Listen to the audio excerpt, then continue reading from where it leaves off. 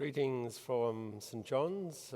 It's New Year's Eve, and so as we look back on this year, we give thanks for its blessings.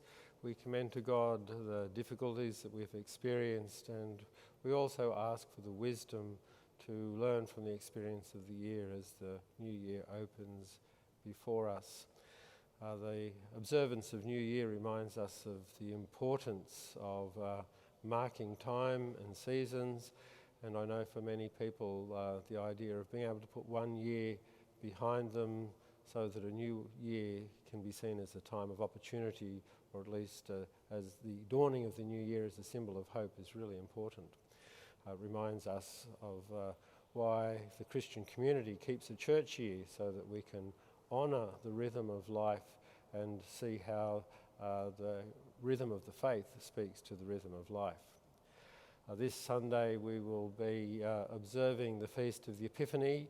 In the Christmas story, that is the time when the wise ones visited Jesus in his home, and it was the time in terms of the story when the Christ is recognised by people outside the Jewish faith, a reminder that the faith is for all people and that the faith is meant to be transforming the life of the entire planet. Today I'm standing next to another one of David Binns' paintings that seeks to show us how the Christmas story is reflective of our own story. And so today we have the picture of the wise ones visiting the Christ child at home. You'll see they're bearing gifts. If you look carefully at the picture, you might recognise the people who feature in the painting, because one of the features of all of these paintings is that David used real-life people.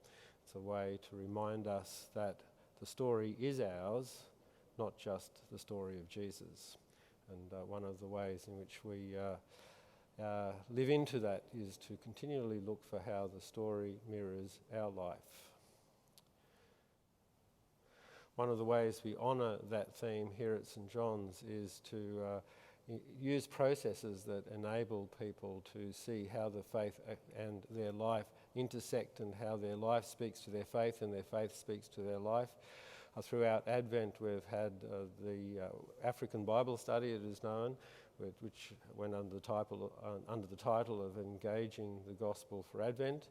It's something we offer on a regular basis throughout the year because it's such a powerful and simple tool.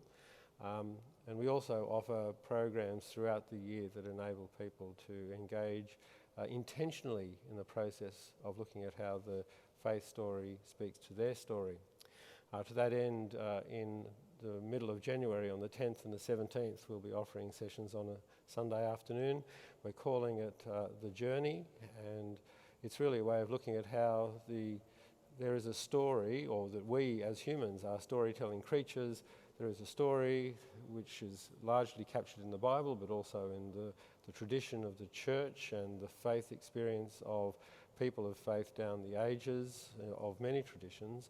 How there is a story of God, and how there's a story of humanity, and how there's an individual story and a family story and so on, and how all of those stories are gathered up when we do some intentional reflection. And so if you're interested in the process, or you're interested in being baptised or confirmed or renewing your baptismal vows at Easter, or just interested in exploring how life might all fit together for you, please do come along to those sessions on the 10th and 17th of January. And while we're looking at dates, there's a very important date in late February, and that's when we do our Parish Visioning Day. This year we want to explore a number of themes. We want to explore the theme of what we're learning as we come out of COVID-19, what's emerging for the life of our community and the way we interact with the wider community, what's emerging as life shifts around in response to COVID, and so there'll be opportunity just to reflect and to explore ideas together. And we're also wanting to engage with two big and specific issues. One is, how do we engage with climate change? How do we become helpful agents in the world when a world that's facing that incredible crisis, two crises really, the ecological crisis and the climate crisis. And also, how do we as a community respond to the idea that all marriages can be blessed? So if you're interested in exploring any of those issues, emergence out of COVID, the blessing of marriage, and dealing with the climate catastrophe, if you're interested in exploring any of those issues or other issues that might be on your heart in terms of what the cathedral community could be looking at exploring, please do set the date in your diary and come to the Visioning Day. It's a great experience. And for birthdays this week, we say happy birthday to Tom Finn. Hope you have a great day, Tom. And so as 2020 closes and 2021 opens before us tomorrow, I'm hopeful that we will be able to see the hope that comes with the new.